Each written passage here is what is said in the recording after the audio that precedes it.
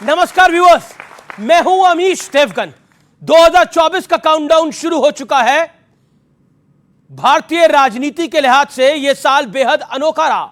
मोदी को हराने के लिए पूरा विपक्ष एकजुट हो गया, इकट्ठा हो गया, लेकिन नरेंद्र मोदी को टस से मस नहीं कर पाया। हालांकि बीजेपी को कुछ सीटों का नुकसान जरूर उठाना पड़ा। इस उपलब्धि से गदगद विपक्ष और खासतौर पर कांग्रेस पार्टी अभी ठीक से जश्न भी नहीं मना पाई थी कि कुछ महीनों में उन्हें हरियाणा और महाराष्ट्र में दो बड़े भूकंप के झटके लगा दिए गए और इसके बाद अब इंडिया गठबंधन में बड़ा घमासान मच गया है। कांग्रेस सारे सहयोगी दलों के निशाने पर आ गई है। व्यूअर्स, दिल्ली में भी आम आदमी पार्टी और कांग्रेस नाम ले लेकर एक दूसरे को कोसने में लगे हैं। सवाल यह है कि 2025 में देश की सियासत किस दशा और दिशा में आगे बढ़ेगी और सवाल यह भी है क्या इंडिया गठबंधन अपने आखिरी दिन गिन रहा है, अपनी आखिरी पॉलिटिकल सांसें गिन रहा है।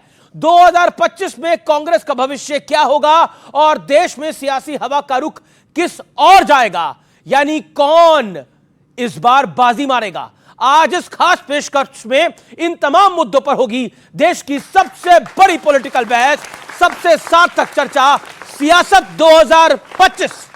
स्वागत है आपका, यह देश है हमारा के आज के एडिशन में। साल 2024 किसी सियासी रोलर कोस्टर से कम नहीं रहा। नरेंद्र मोदी लगातार तीसरी बार देश के प्रधानमंत्री बने। हालांकि बीजेपी को उम्मीद के मुताबिक सीटें नहीं मिली, लेकिन 6 महीने बाद ही बीजेपी ने जोरदार वापसी करते हुए हरियाणा और महाराष्ट्र में इंडिया गठबंधन को बुरी तरह से हराया। कांग्रेस खुद भी डूबती है और दूसरों को भी डुबोती है। वो तो अच्छा है कि यूपी जैसे राज्यों में कांग्रेस के सहयोगियों ने उससे जान छुड़ा ली। इस जीत से बीजेपी का जोश हाई है तो कांग्रेस अपनों से घिरती जा रही है। कांग्रेस वो पार्टी है जिसने आजादी के बाद जातिगणना नहीं कराई, इसलिए इस बार उनकी कहीं बात बनने वाली नहीं। লড়তে যদি পারে বিজেপি কে কেউ বাংলা পারে, কংগ্রেস তুমি তো একা পারবে না। তুমি 40টা सीट पावे कि ना আমরা জানি না। कहीं ना कहीं कांग्रेस पार्टी को भी अपनी रणनीति देखनी पड़ेगी कि जैसे डायरेक्ट फाइट होती है बीजेपी के साथ, कांग्रेस कहीं ना कहीं कमजोर पड़ जाती है। अब बारी दिल्ली की है और चुनाव से ठीक पहले कांग्रेस और आम आदमी पार्टी के बीच खुलकर तलवारें खिंच गई हैं। हमें आधिकारिक सूत्रों से पता चला है कि कांग्रेस के जो प्रत्याशी हैं उनका चुनाव का खर्चा भारतीय जनता पार्टी से आ रहा है। वो एंटी नेशनल है और उसकी कोई विचारधारा नहीं है सिवाय अपने पर्सनल एम्बिशन के। अजय माकन ने कल फर्जीवाल और देशद्रोही कहा है अरविंद केजरीवाल को। विवाद सारा उसी विषय पर है। देखिए साहब, फर्जीवाल तो हम नहीं, फर्जीवाल तो सभी कह रहे हैं, फर्जीवाल हैं ये। सवाल है कि आने वाले साल में देश की सियासत किस दिशा में आगे बढ़ेगी।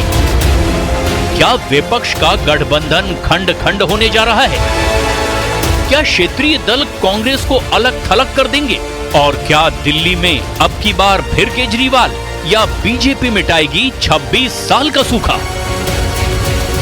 चलिए तो इस चर्चा में आपका अभिनंदन है। जोरदार तालियां हमारी जनता जनार्दन के लिए जो बड़ी तादाद में आज यहां पर है। और सबसे पहले नए साल का सियासी एजेंडा यानी सियासी कैलेंडर क्या है नए वर्ष का, आपको बता देता हूं। क्या कांग्रेस की सियासत क्षेत्रीय दलों के सामने और घटेगी, यानी क्षेत्रीय दल क्या कांग्रेस पे हावी हैं, चाहे वो सपा हो, चाहे वो आम आदमी पार्टी हो, चाहे वो टीएमसी हो, चाहे वो सेना यानी उद्धव सेना और एनसीपी हो शरद पवार की। इंडिया गठबंधन अब मात्र औपचारिकता भर के लिए बचा है क्योंकि सपा पहले ही कह चुकी है कि कांग्रेस समाप्त है। आम आदमी पार्टी आज क्या कुछ कह रही है, शिवसेना ने क्या कुछ कहा है और शिवसेना ने सपा के लिए क्या कुछ कहा है। दिल्ली में आम आदमी पार्टी की वापसी या 26 साल का बीजेपी सूखा मिटा पाएगी? क्या केजरीवाल को हराने का दम है भारतीय जनता पार्टी में, या फिर केजरीवाल दिल्ली के सबसे बड़े दबंग है? यह बड़ा प्रश्न है। 2024 में स्कोर 3-2 रहा, यानी लोकसभा, महाराष्ट्र और हरियाणा बीजेपी जीती और विपक्ष 2 जीता, यानी झारखंड और जम्मू कश्मीर।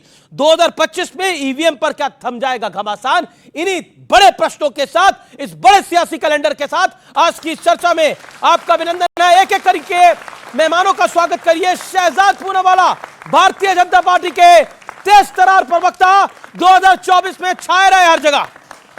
डॉक्टर अनुराग भदौरिया, समाजवादी पार्टी के तेज तरार स्टार प्रवक्ता, 2024 में छाए रहे हर तरफ। विवेक श्रीवास्तव, इंडिया अलायंस की इन्होंने रणभेरी बजाई और कहा कि इस बार बीजेपी को रोक के दिखाएंगे, एक बार फिर मैदान में है। माधव आनंद है, जिन्होंने कहा कि एनडीए एक बार फिर 2024 में वापस आएगा और आया। तमाम लोगों का स्वागत है इस चर्चा में। प्रोफेसर अनवर पाशा भी राष्ट्रीय जनता दल के जुड़ेंगे। थोड़ा लेट कर दिया हजूर ने आते आते, लेकिन आप सबका एक बार फिर अभिनंदन है। तो इस चर्चा की शुरुआत कर लेते हैं आपसे।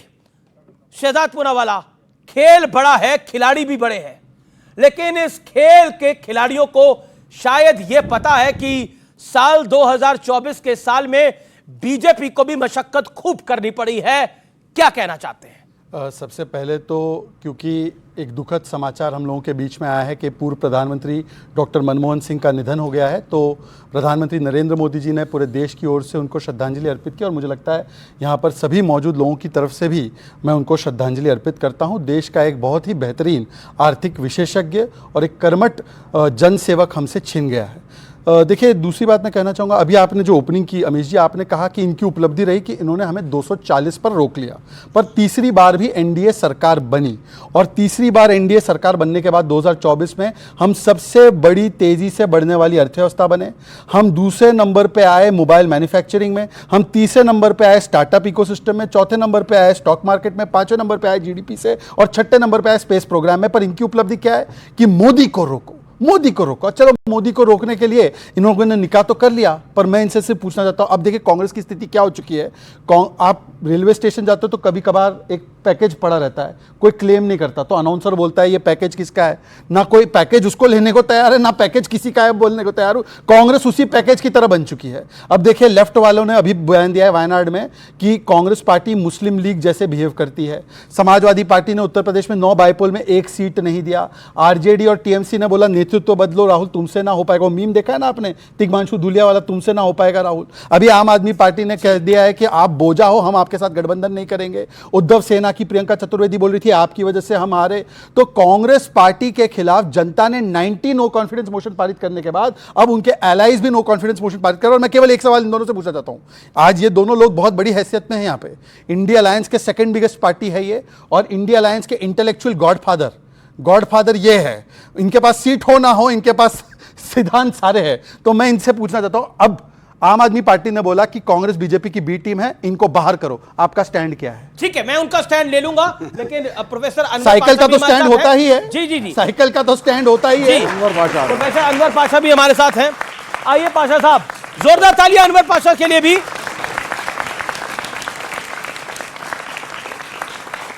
जी, अभी आपने सुना शहजाद पूनावाला ने क्या बोला। क्या आपको लगता है अनुराग भदौरिया, खेल बिगड़ रहा है या कोई खेल बिगाड़ रहा है? देखिए, क्योंकि आप भी खिलाड़ी पक्के हैं। देखिए, सवाल यह है कि अभी उत्तर प्रदेश में आपने देखा लोकसभा का चुनाव हुआ, जिसमें भारतीय जनता पार्टी समाजवादी के मुकाबले, इंडिया गठबंधन के मुकाबले बुरी तरह हार गई। हम 43 सीट लेके आए, वो 33 सीटों पे सिमट गए। और ये सच है कि रीजनल पार्टी इस देश के अंदर में मजबूत हैं। जहां जहां जिस प्रदेश में रीजनल पार्टी है वो मजबूत हैं, और रीजनल पार्टी ही इस देश की ओरिजिनल पार्टी है। राष्ट्रीय पार्टी तो नहीं रोक पा रही भारतीय जनता पार्टी को, लेकिन रीजनल पार्टियों ने भारतीय जनता पार्टी को हराया है अपने अपने प्रदेशों में, चाहे पश्चिम बंगाल हो या उत्तर प्रदेश हो।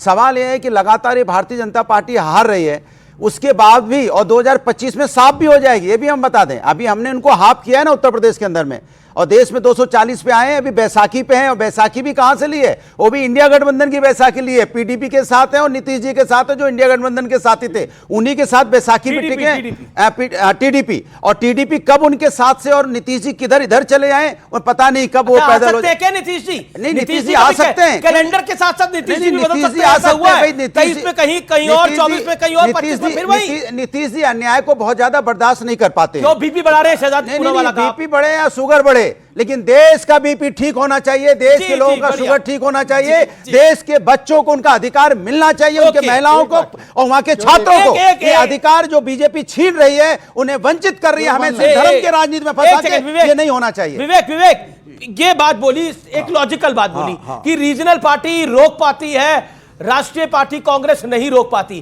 क्या कांग्रेस पार्टी बोझ है इस समय इंडिया अलायंस पर? नहीं, देखिए आपको यह मानना पड़ेगा कि कांग्रेस का एक इतिहास रहा है, आजादी के पहले का, उसके बाद का।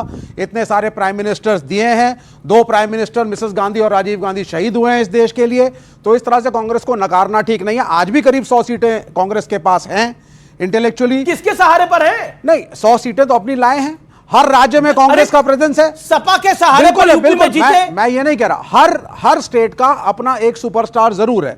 बंगाल में तृणमूल कांग्रेस है, यहां पे अरविंद केजरीवाल है, मैं अभी आपसे बात कर रहा था, समाजवादी पार्टी ने लीड किया, लेकिन कांग्रेस ने रिस्पेक्ट दी है।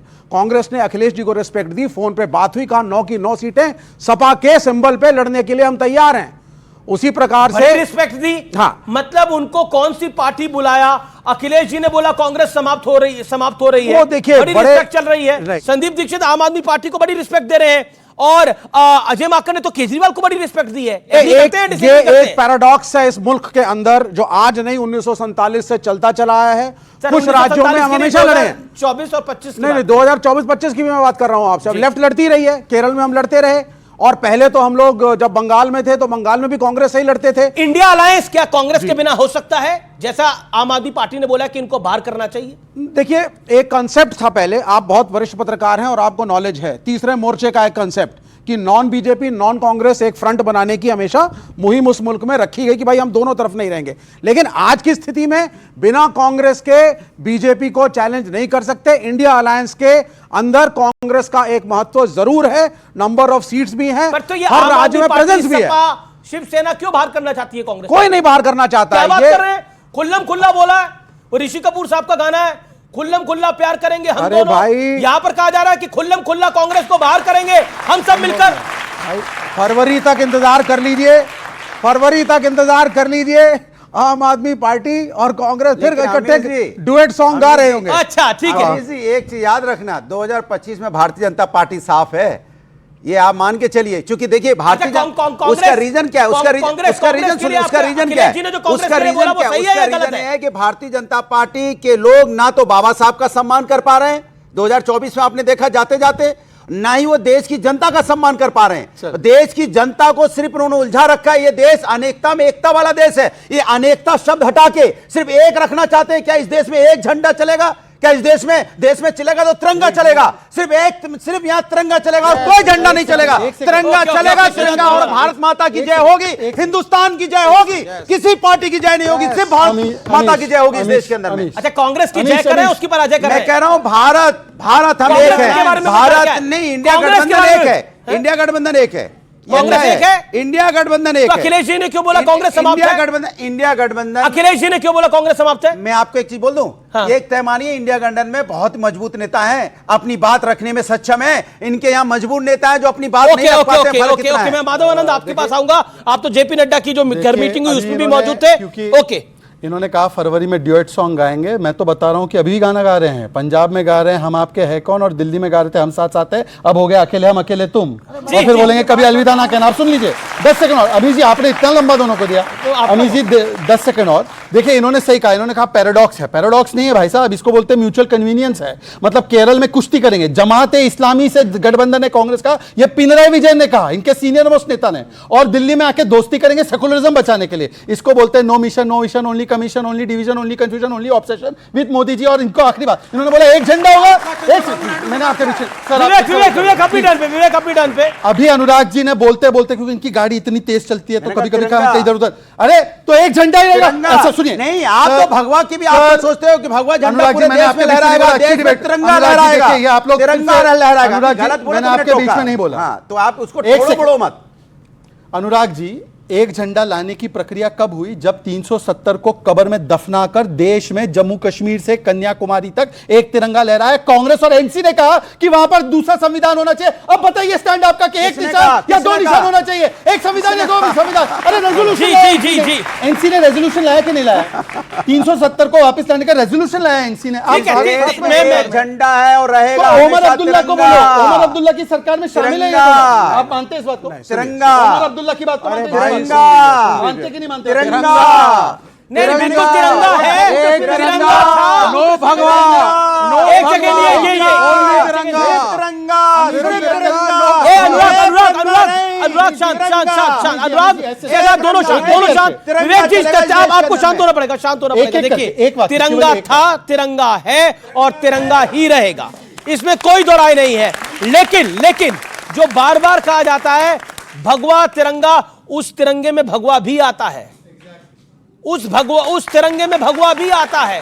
उसी संविधान में राजा राम आते हैं और उसी संविधान में गौतम बुद्ध भी आते हैं। तो मेरा पॉइंट यह है कि जी ना 10 सेकंड, सिर्फ 10 सेकंड, सॉरी माफी चाहता हूं। जम्मू कश्मीर के ओमर अब्दुल्ला जिसकी सरकार को सपोर्ट कर रहे हैं, वो कह रहे हैं कि जम्मू कश्मीर का अलग झंडा हो। अब स्टैंड लीजिए कि ओनली तिरंगा या जम्मू कश्मीर का झंडा, बोलिए। विवेक, एक संविधान, एक विधान, विवेक